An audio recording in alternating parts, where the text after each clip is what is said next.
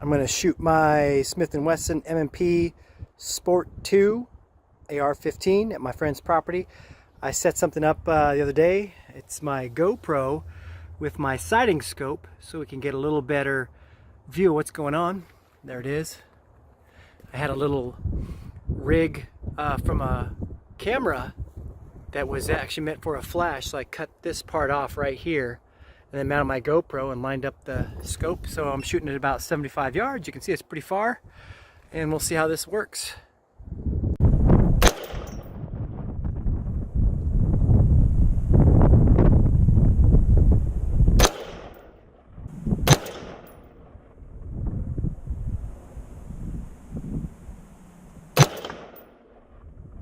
I got that one.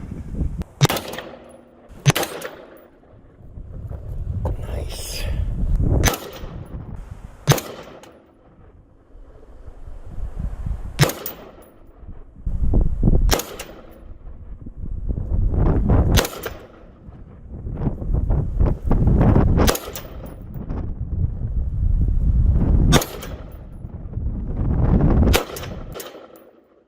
And that's all she wrote.